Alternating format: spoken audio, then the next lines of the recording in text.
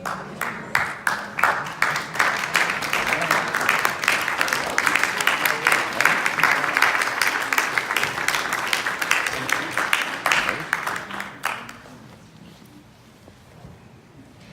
you stood up, I thought everybody was leaving. Well, I appreciate everyone showing up today, especially the congressman. I had made a comment to someone earlier that it's really kind of cool that I've been in office for 10 months, and this guy has been here 5 or 6 times in 10 months. So if anyone tried to say he's not accessible or reachable, that's a false statement. So we do appreciate how often you come to the district. And I didn't say fake news, I said false statement. We do appreciate you being here so often and coming in here to join us today. And a couple of things before we start. Congressman is here to answer a few questions.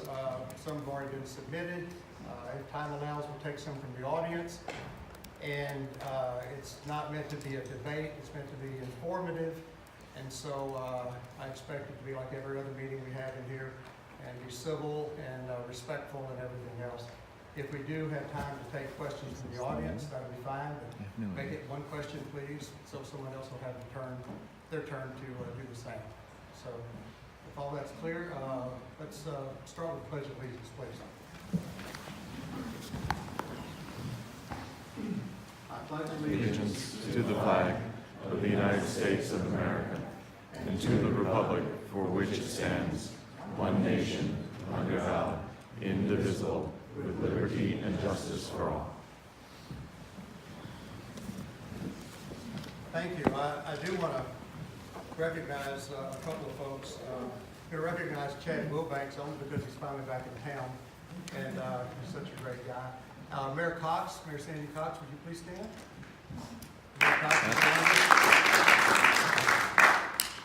tireless worker for the city of Lakeway, and we've had the pleasure of working together on many issues of common good to the lake area. So thanks for coming, Sandy. So, you know, I already said that the Congressman has been here 5 or 6 times, and how much we appreciate it. He's always successful. He answers his phone and emails, and we're just really proud to have him here. So, Congressman? Well, thank you very much. And Mayor, thanks for having us here. You've got a great community and one that you can be proud of. I want to thank all of you for being here today. We've had several of these already, and we've really had some good dialogue. And in fact, yesterday we had one where some of my friends, of course, I'm a Republican, we got Democrats, but some of my friends on the other side actually said, I think we agree with 70% of what you're saying, and I hope we can do the same thing today. But I am honored to be here. I appreciate you allowing me to serve the United States Congress. Some of you that know me know that I don't take myself very serious, but I take the job real serious. And so who am I? Well, I'm Roger Williams. I'm a Christian conservative, pro-life, Second Amendment, grassroots taxpayer, just like most of you in here. Pretty simple platform since 2012. Lower taxes, less government, cut the spending, defend the borders, listen to your generals, understand the 10th Amendment, and always stay with Israel.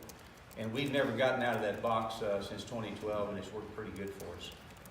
Make a lot of decisions in D.C., as you know, some more important than others, but we take all our decisions very seriously.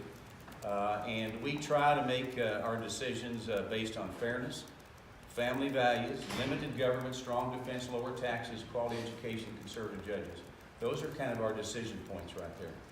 Now, how do we get there? And I think it's important. I saw the other day in one of the news medias that I'd made over like 3,000 or 4,000 votes since I've been up here in 2012. That's a lot of votes. And so we try to keep it pretty simple on what those decisions are. And number one, we ask what's the Constitution say. I'm one of those that I say the Constitution is not living and breathing. It is not just move along. It is what it is, written by the Founding Fathers, and we say, what's the Constitution say? And that helps us get to what our decision is. Secondly, we listen to our district. We represent 800,000 people. And I know that everybody in this room didn't vote for me, but I represent all of you. And we listen to the district. And there's a few people out here I can see that you got a call from me at 7 in the morning or 7 at night saying, where are we on this? What should we do? And you advise me. So between the Constitution, listening to our district, and sticking with my conscience. See, I have found in almost 8 years now in D.C. that you make 2 votes in Congress and 2 votes only. You can make a vote to save your political future, or you can make a vote to save America's future. I've already had my career. This is not a new career for me. I'm trying to make those votes that actually will save America's future. And then lastly, and most importantly, on how do we vote and how do we get through all this, is I read the Bible every single day. And I will tell you that the Bible will tell you how to do this job. You know, where are you on taxes? Where are you on immigration? Where are you on loyalty? Where are you on all this stuff? And the Bible tells you this. So I can tell everybody in here, regardless of your party persuasion, that between the Constitution, listening to my district, asking questions, my conscience, and the Bible, I have not made one vote that I regret. And I hope to keep it that way. And it makes it easy for us and those that work every day in D.C. So that's kind of where we are and so forth. Now, this is different territory for myself, and the fact is I'm not in the majority. We are in the minority now as Republicans. And I have a lot of friends on the Republican side, I really do. And there's a lot more, whether people want to believe it or not, there's a lot more that both sides agree to than not. If sometimes we push what we don't agree with over here and then find out what we agree on, we can get some things done. And I plan on doing that. But you know, we're going to be focused on what I call some big boy issues. Now, I'm on financial services, is my committee. It's the A committee. It's an A committee that oversees the banks, the credit unions, the Fed, all this sort of thing. It's a big deal. It's a big committee to be on. And I was one of the vice chairs last year. This year, Maxine Waters is now our chairman of the Financial Services Committee, and she and I actually have some things in common. We've got some bills. I've got some bills I've proposed for banks and so forth that actually she likes, and we may get some of those passed through. I hope so. But I'll be on financial services, and I'm going to focus on what I call some big boy issues since we are in the minority, and that's going to be things like I want to continue to strengthen the military. I want to make sure that we do not increase regulations that put a burden on Main Street Americans, small business owners and moms and dads and so forth. Lets them breathe, lets them have opportunity. We want to focus on that. We've got 100,000 kids every year dropping out of school in Texas, just Texas. 100,000 kids dropping out of school in the 9th grade. And they're gone. We don't know where they go. And they've got to be dropping out of school because they are losing hope. And they should never lose hope in America, but certainly don't lose hope in Texas.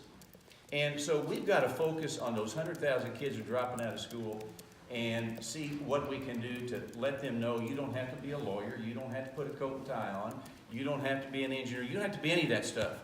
You can be what we used to train to do when I was in school a long time ago, is the trades.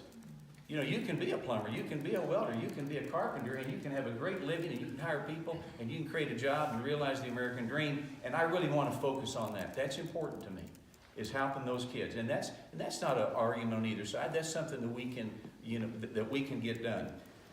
The debt is a big deal to me. The debt, I believe, the debt, that's right. The debt is the largest problem we have in the country today, without a doubt. And I am one of about 40 on either side that fights this debt, that talks about debt. I have a business background. That's what I am. I'm a businessman. Okay? I know what debt can do to a balance sheet. I know what debt can do to a family. I know what debt can do to a business. And I know what debt is doing to America. And you talk to our military people, they'll tell you that's their biggest concern, is the debt. So we've got to fix this debt. And let me tell you, you can blame anybody you want for the debt, but the debt problem and the spending goes way back to a lot of people. We have more income coming in now than we've had in the history of our country, but it still doesn't take with the debt and the spending that we have. So we got to focus on the debt and see what we can do about that. And then I'm going to continue to fight on this argument we have about socialism versus capitalism. This is not going to be a socialistic nation. I don't think anybody wants it to be a socialistic nation. You look at Cuba, you look at Venezuela, the real-time examples today, and see what that does. So I'm going to be fighting for that. I'm going to be fighting for less government. I believe in individuals. I believe in that the individuals, can get things done better than the federal government in most cases. I want the federal government to do three things: collect my taxes, defend my borders, and help me with infrastructure, and basically get out of the way. So we're going to be focused on these kind of things, trying to find common ground. I want to do that, and we'll see what we can come up with. So the other thing is, and then I'll be quiet, take your questions. The other thing I'm very much involved in, we have done a really poor job in Congress of protecting our kids and our teachers in schools, school safety. And I had a bill last year, bipartisan bill, that would go to would allow schools in Bee Cave, and not school districts, but individual schools, because each school is different, to see what their needs are to protect our kids, our greatest treasure, and our teachers, and allow them to apply for a grant through the Department of Education. The Department of Education has a $63 billion budget right now, and allows these schools to apply for grants for what they need. Maybe it's more security people, maybe it's certain glass or doors or whatever, but whatever keeps our kids safe and our teachers, and apply for a grant and allow the Department of Education to pay that and begin to secure these schools. I think it's important, and we're going to be focused on that too, because I don't know what more we can do now but try to defend our kids and our teachers, the most precious things we have. So that's kind of where we are, and I'm glad everybody came today, and I'll be glad to answer the questions, Mayor. And that's kind of what's ahead for me and what I want to do. Okay. Okay. Well, several submitted questions, so we'll start with those, and we're wrapping up at 11, so if we're at a good pace and we can open it up to a question from the audience, we will every so often. First question, do you support President Trump's declaration of a border emergency? No. I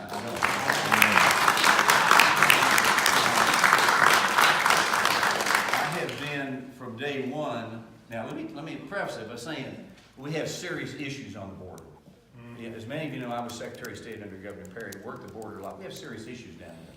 But the reason that I have not been supportive of the declaration is because Congress has done a really poor job. We put the president, Congress, both sides of the aisle, put the president in this situation, okay?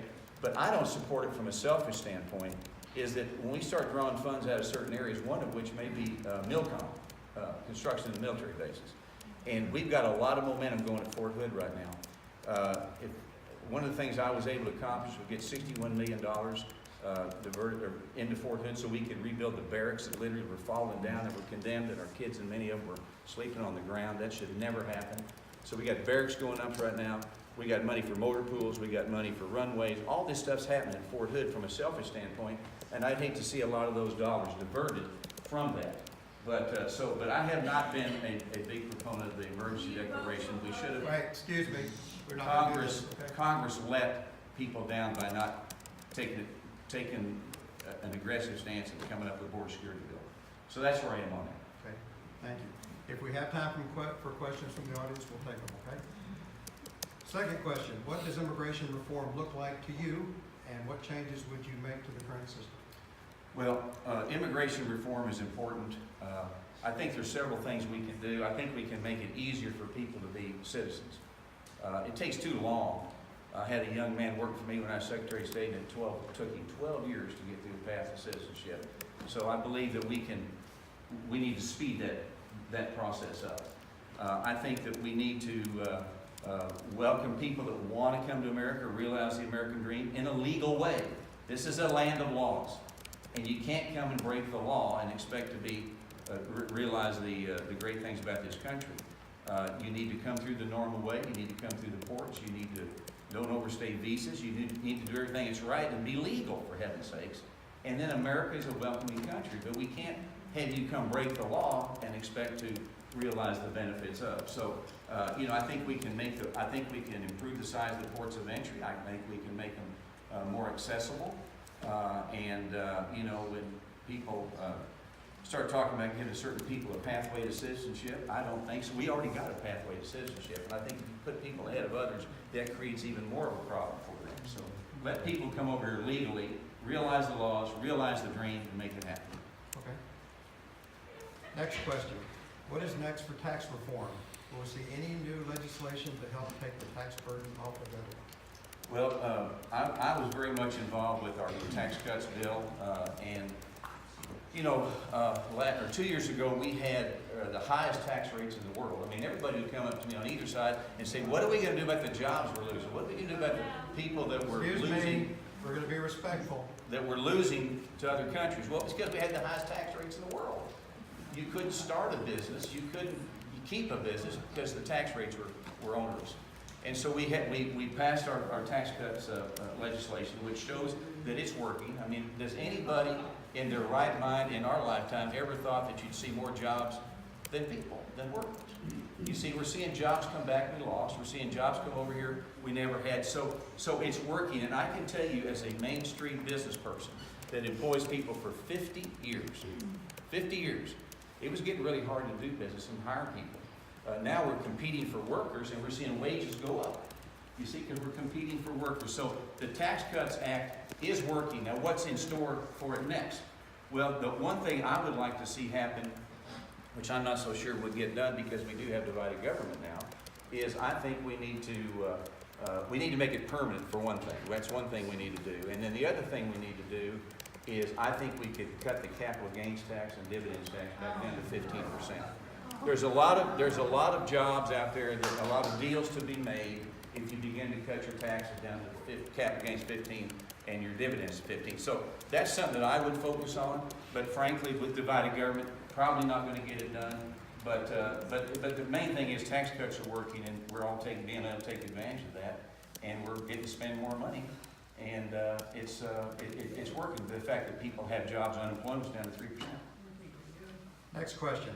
I'm appalled by the recent action in New York regarding abortion being legal at birth.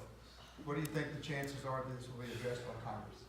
Well, I think it will be addressed. You know, I'm personally a pro-life person, as I said. I do not fault people that are pro-choice. I mean, that's the debate that we have. I get it.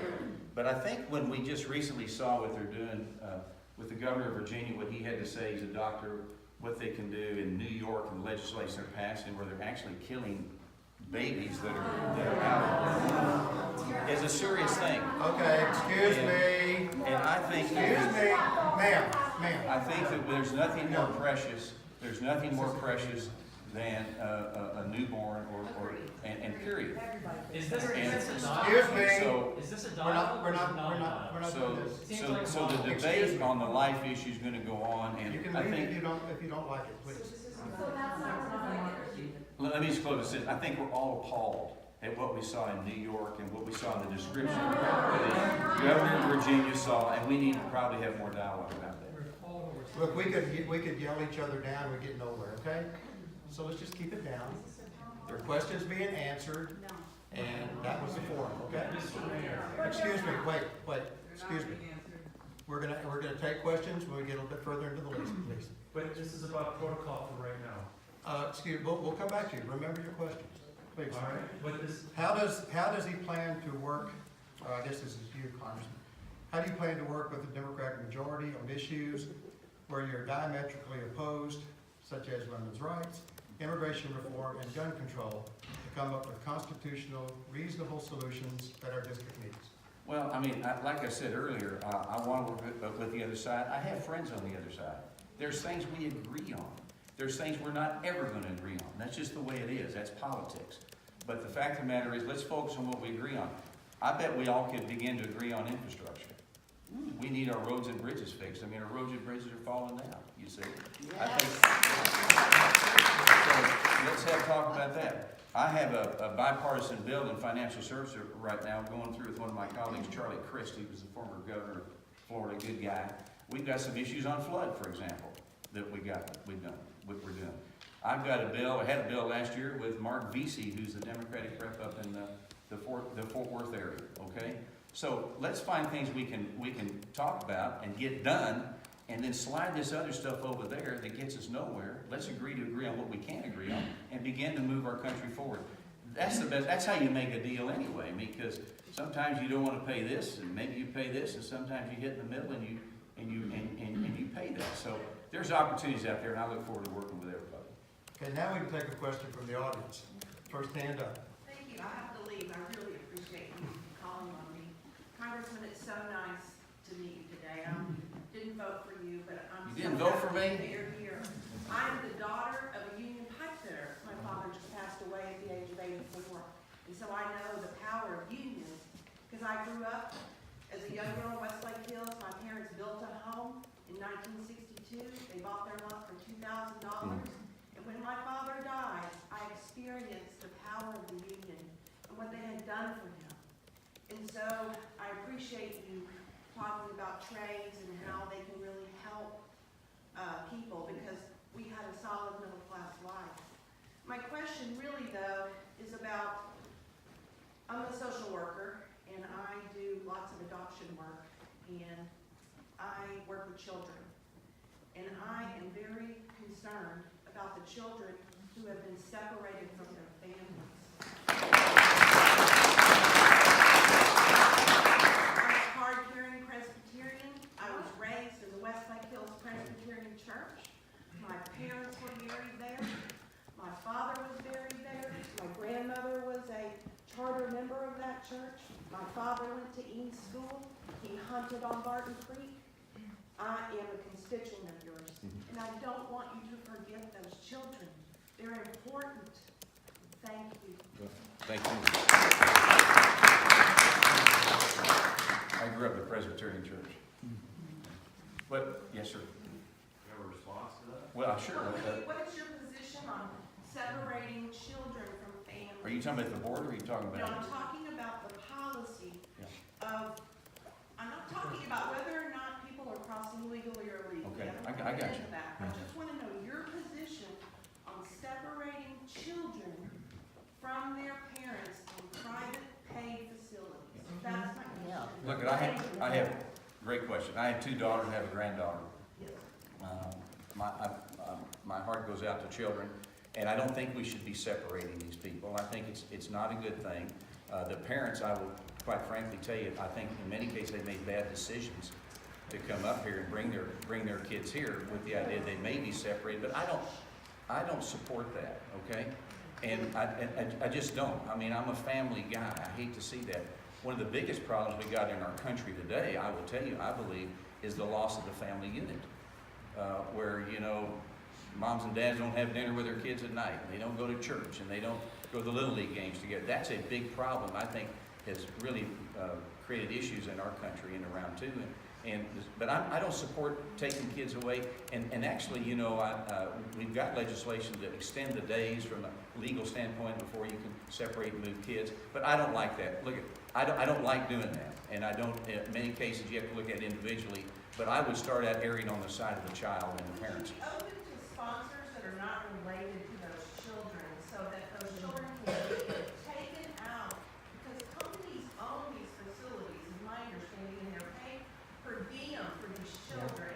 And if you had a policy where someone in Lake Travis who had a heart for a child wanted to sponsor a child, they can't because they're not related to them. Well, So that is a real solution to decrease the trauma on these children that are in your state. I don't disagree with you, and that's an idea we can take back to Washington. Please. Sure, I have no problem. I've seen it. Okay. I saw a video, or I'm pretty sure this is factual, but a small child, there is a child that I'm aware of, because someone contacted me, who needs a sponsor, and there's a family in Buda that wants to sponsor him. They're not related, but they can't do it, and so they're really trying to get this little boy with them. Oh, well, we'll take, Please. there's one thing we probably agree on, so let me take your idea back up and see if we can get to move it forward, okay? Thank you. Thank you. And let's try to keep it to one question so more people can participate. Next question here is, how can we protect our rights as Texans from federal overreach? Everybody says we can succeed. We can't succeed. We can't do that. But I think I'm not a big government guy. I'm a less government guy, as I've said earlier. So I just think what we do from Texas to keep government overreach coming into Texas is that we need to, frankly, when we see something we don't like from the federal government, fight back. That's what I do. And we don't need Big Brother coming down and messing up with our Texas values. We really have Texas values in this state. People want to come here. Look at all the people that are coming to Texas because they want our quality of life and so forth. So there's nothing wrong to push back from federal government, okay? And I think that's the best way to do it. And you know, and surround yourself with people that agree that you know, our values are in many cases are an example for the federal government, not for us to follow the federal government's examples. So will that, Wait, none from the audience, please. Next question. You switched. You were asking from the audience a second ago, and now you're switching back. Sir, I just read, yes, we're gonna go back and forth. People You didn't submit say that questions. before, so you're throwing us off. That's why we're concerned. You Well, have to thank you for your understand what you're concern. doing. That's why I'm Thank you asking for your about what's concern. the protocol. What Well, is the protocol? Protocol is to show respect and not butt in, please. Next question. How do you intend to continue promoting our strong economy? Well, Excuse me, wait. People who signed up for this meeting turned in the questions, okay? So your lack of, no one has to identify themselves, ma'am.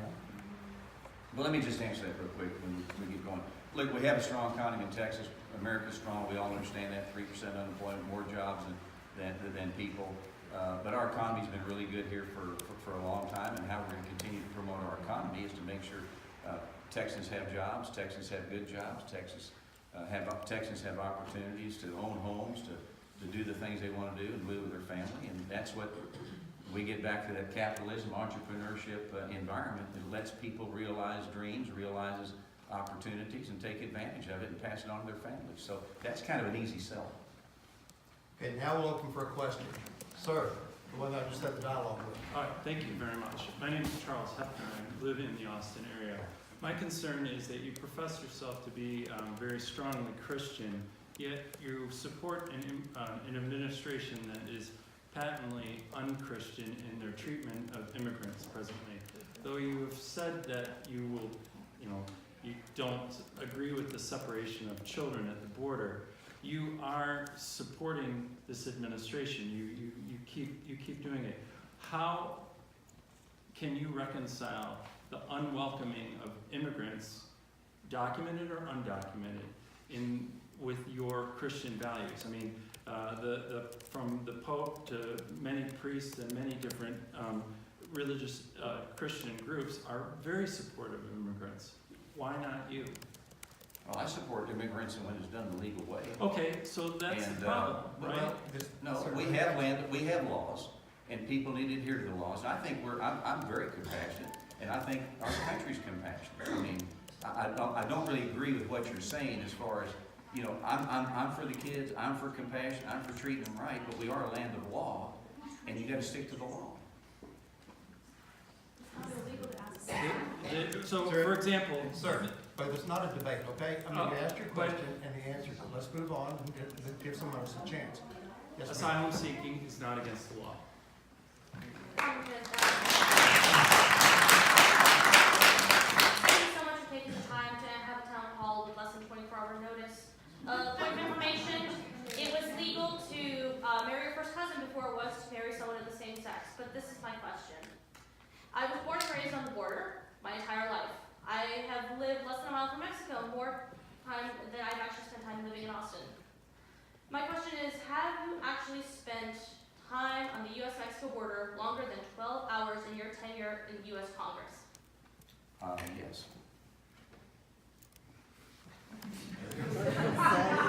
Next question. About what percentage of American taxpayers benefited from the most recent tax reform passed in 2017? Was it only the 1%? About 99% of the people benefited from the tax cuts, and we see it, and it works. I mean, it's hard to argue with the tax cuts. You go back to the history of our country, and President Kennedy cut taxes. President Bush cut taxes. I mean, it works. I mean, when you put more money in the hands of the people, they consume, and it's a consumption-driven nation. So it does work. Look at the unemployment of 3%. I get back to, again, more jobs than workers. Competing for workers. We're seeing wages go up because businesses are competing for workers. And there's a lot of dialogue about minimum wage, this and that. When you have tax cuts and you have an economy like we have, you compete for people. Minimum wage never comes into play. And there's a lot of people that want to tell young people that minimum wage is a career. Minimum wage is not a career. You're right. Okay, it's not a career. And we shouldn't have people thinking like that. So the tax cuts are working, wages are going up, and people are having more opportunity to get a better job and grow their family. It's just evident. There's no denial to that. And about 99% of the people receive the benefit from tax cuts. Okay, we'll take one from the floor, ma'am. Thank you very much. Thank you so much, sir, for being here and for representing us and to your staff. I know how hard you all work, so we really appreciate you being here. I'm not a good speaker, so I'm going to read a little bit. Well, first let me say I am a constituent. I'm also a small business owner, so I created a lot of jobs, hundreds of jobs in this district, and I'm proud to be here. Recently, the Fourth National Climate Assessment, a congressionally mandated report was released. The federal report finds climate change is affecting the national environment, agriculture, energy production and use, land and water resources, transportation, and human health and welfare across the U.S. and its territories. The Bipartisan Energy Innovation and Carbon Dividend Act of 2019, H.R. 763, was recently introduced. This is a bipartisan act. Scientists and economists alike believe that this solution will drive down American carbon emission and bring climate change under control while unleashing American technology, innovation, and ingenuity, and creating jobs. You say that you listen to the district. There is a Yale Climate Opinion Maps report that anyone in the United States can participate in, but these people in this district have definitely participated in it, and that says we overwhelmingly are concerned about climate change. It's not Republican, it's not Democratic. We are overwhelming your district.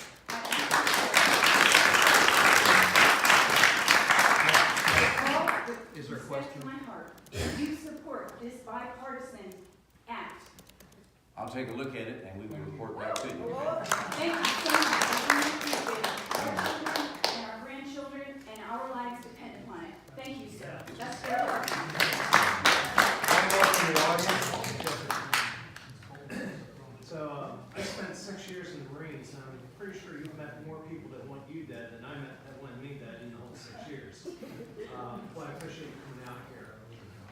But part of that service was standing for the Constitution, and I served during a time when... Excuse me. Please. Sorry. When our own enemy was somebody who ran secret courts and had secret police that would manufacture evidence against people just to control them. And when I look at the revelations that have come out, I see that in our own FBI. It worries me. I want to know what Washington is going to do to hold these men accountable to the same laws that they violated that they're using to prosecute patriots like General Flynn. Well, first of all, thank you for your service. Appreciate it very much.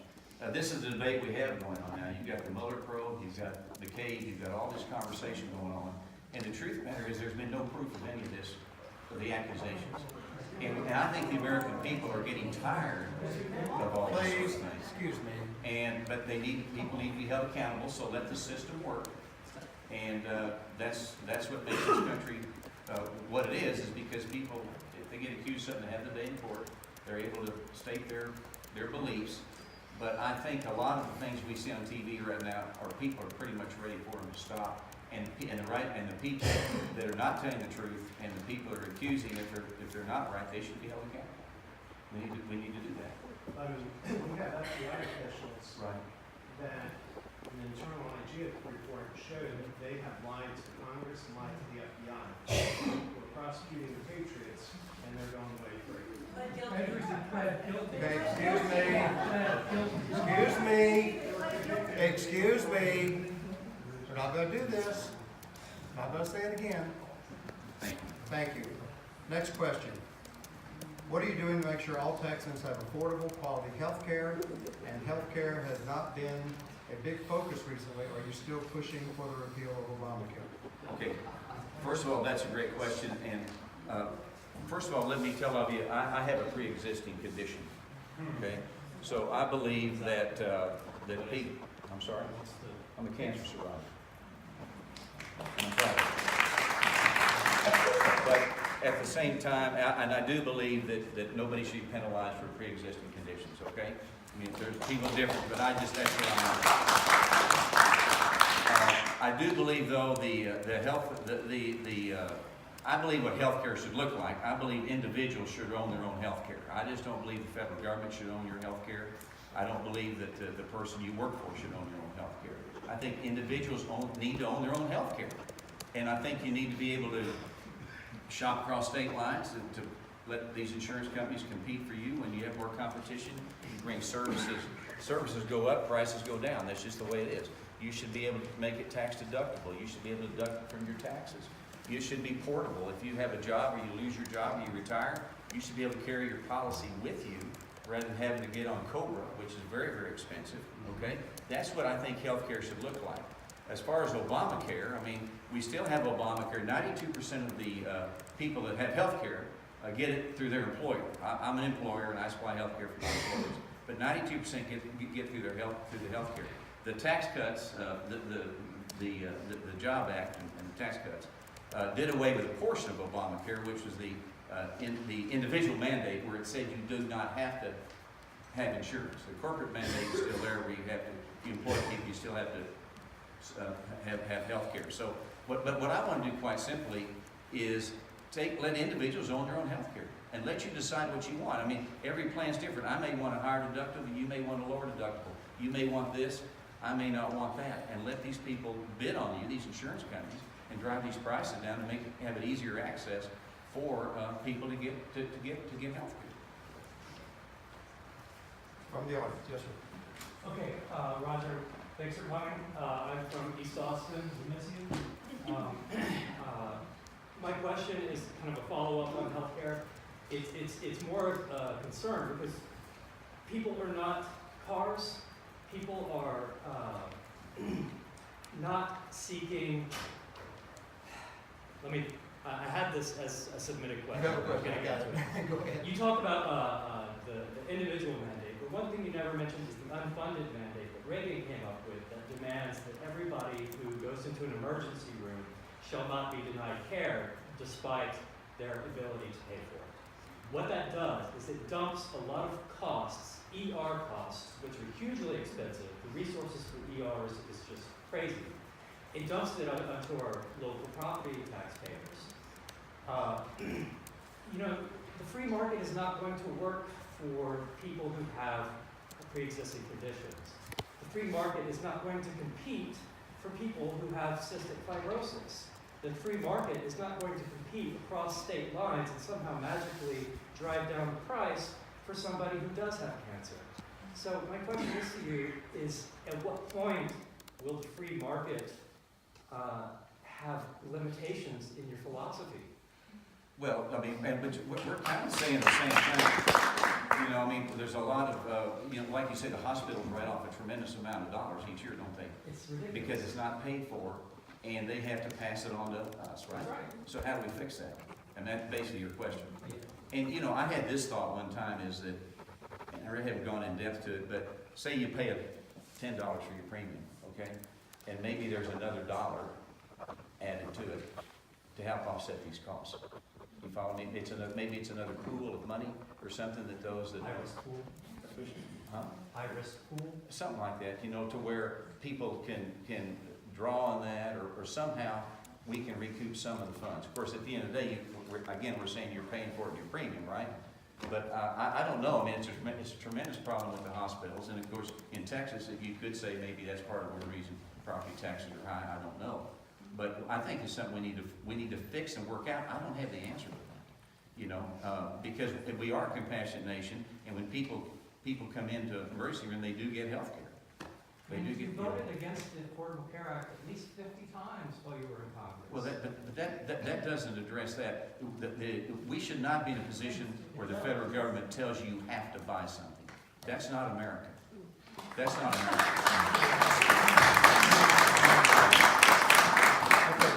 Back to the list. Why are we still dealing with so much government overreach, particularly as it pertains to U.S. Fish and Wildlife, USDA, and Parks and Wildlife and private industries?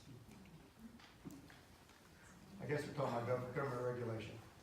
Well, there's a lot of departments involved in that one. But again, government regulations. I'm kind of a less regulation guy. You remember what I said? Is that I'd like our government to do three things: collect my taxes, defend my borders, and help me with infrastructure, and kind of get out of the way. And you know, so the more regulations we pile on the people and so forth, I think the worse that is. Excuse me.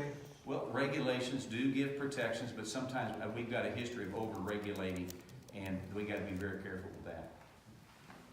One from the audience, sir. Yes, how do you feel about your district? In the district lines, I noticed that during the campaign, you were at Black's Barbecue over on Barton Springs, incorrectly identified that as being in your district.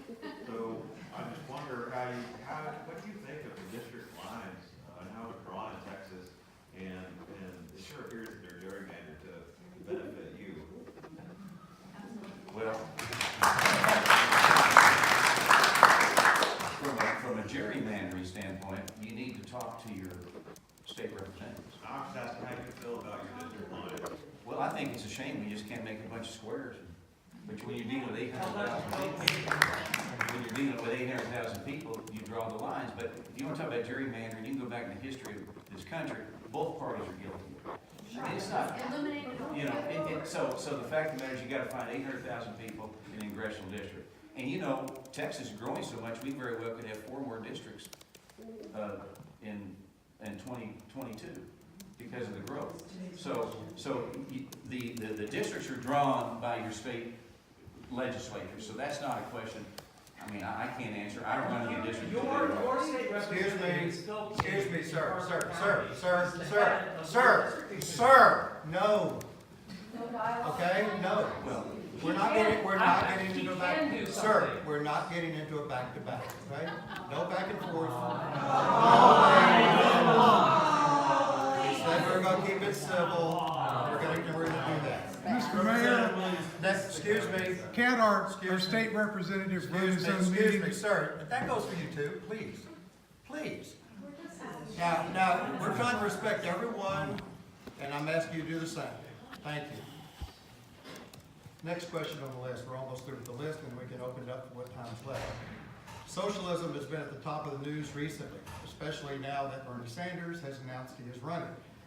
How do you plan to keep socialistic policies from passing in Congress?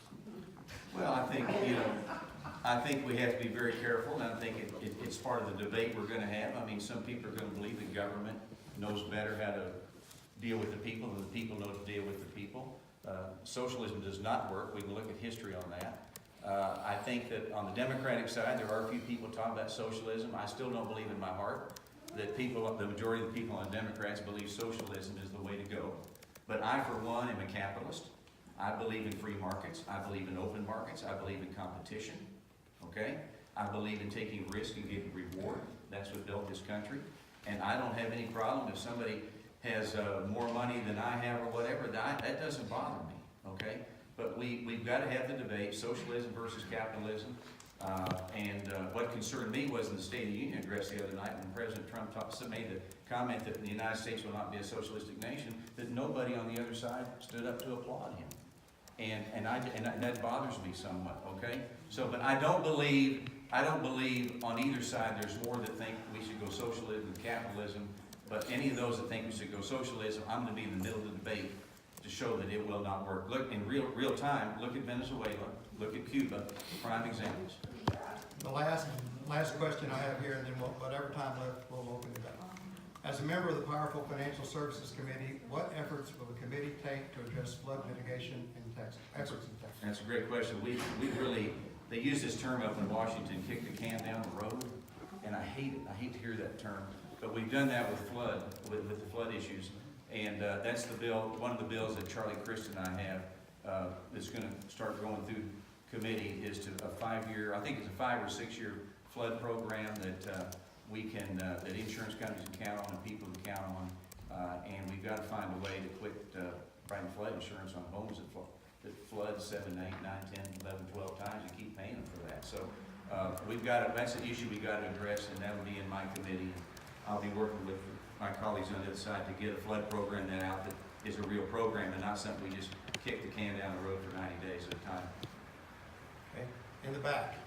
Ma'am. My dad used to insure your family car business. I didn't hear, I'm sorry. I said my dad used to insure your company car dealership. Who's your dad? Donald O'Malley with Lynn Insurance Group. And he's quite a golfer. And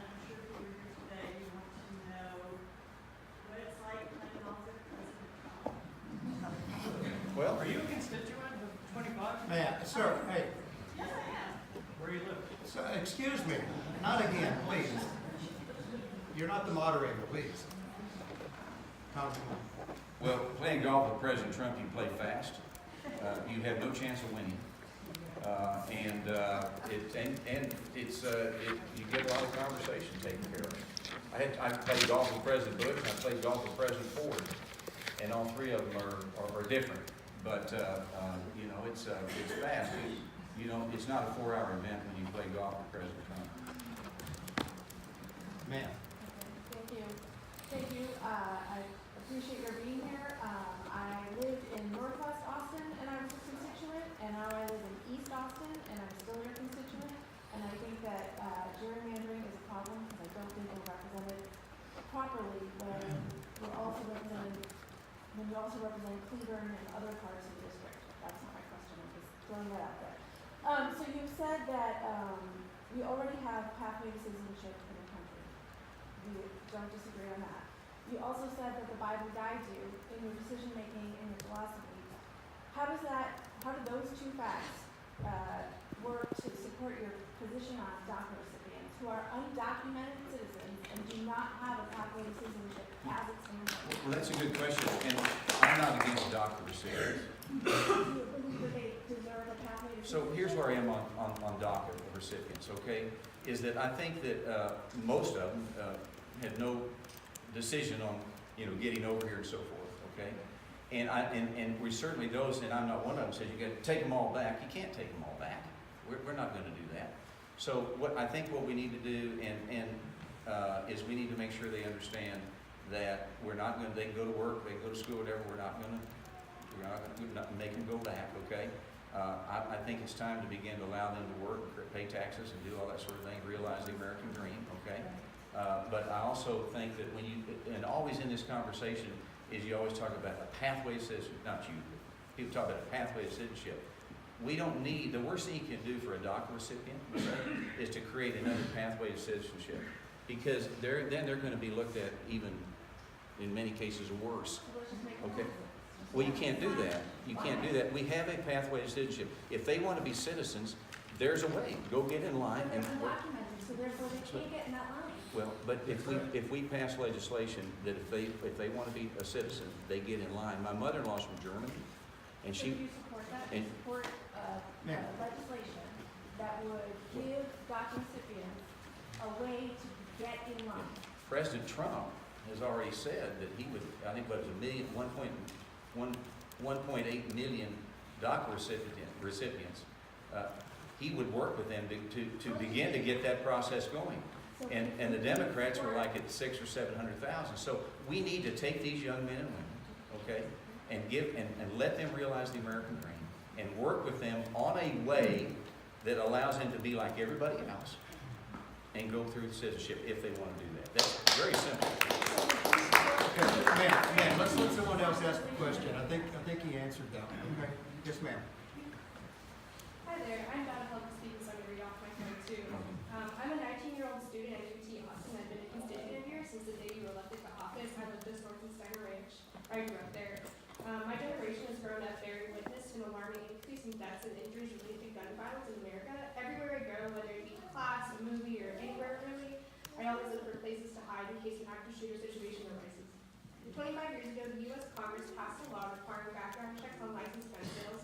However, current law allows criminals, domestic abusers, and people involuntarily committed due to mental health to avoid the very background checks designed to block them from getting guns by simply buying them from unlicensed sellers.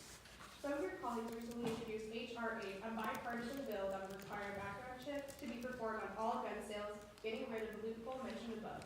I believe one can support laws to deter senseless gun violence, all while supporting and protecting the Second Amendment. As a student of a university that legally allows for concealed carry on its property, I want to know that anyone on my campus who may be carrying a firearm is fit to use it responsibly. Background checks do not infringe on the rights of law-abiding citizens. They save lives and protect communities. To protect your constituents at UT Austin and in all of Texas 25, will you support H.R. 8 on the House floor? Oh, well. I will not support H.R. 8 as it's written, okay? I believe in the Second Amendment, but we have background checks now. No. And look, when you buy a gun, there's a background check. Now, what you're probably What you're probably talking about is we go from one person, private sale to another, there is not a background check. Okay, that's probably what you're talking about. But let me tell you, I think this whole gun debate is, a lot of it is, and you mentioned, is driven by the mental health issue, and we need to reach out to these folks that have issues. They need to understand that there is help available to them. I speak from a little different viewpoint than most on this, is that I have been shot. I have had someone try to kill me.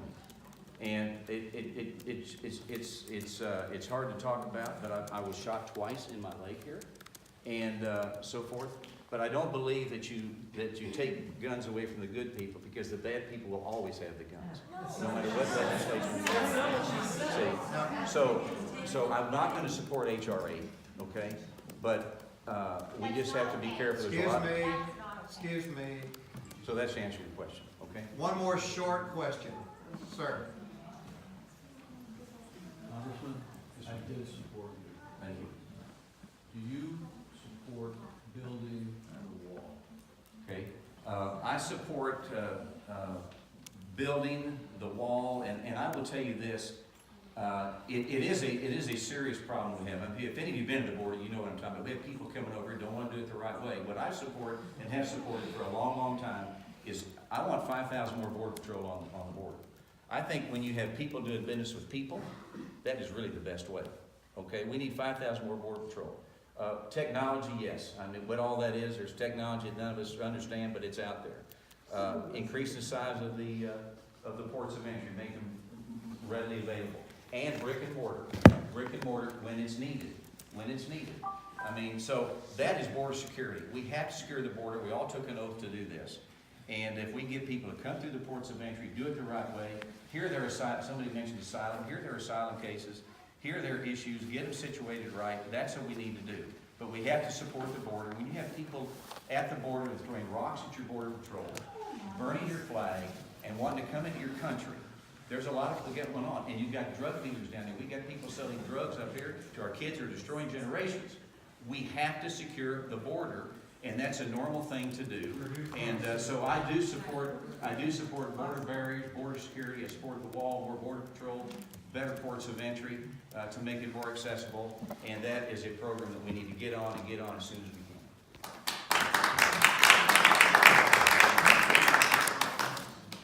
One more quick one. Sir. Congressman, thank you. You co-sponsored H.R. 392 in the last Congress. That was the Fairness for High-Skilled Immigrants Act. It has been reintroduced in the 116th Congress as H.R. 1044. I've had some conversations with, I saw Aaron there. Do you support H.R. 1044? Well, we supported it last time. Yes. If it's the same bill. It's the same bill. Anything that will help workers better themselves, learn another trade, or whatever. We're certainly, that's what we've had a lot of dialogue about, is there's jobs available too. What a great time to learn a trade and upgrade yourself. So we would certainly support that. Thank you. Yes, sir. Okay, we're out of time. Thank you for coming. I really appreciate the Congressman being Thank you, here. Mayor. Thank you very much.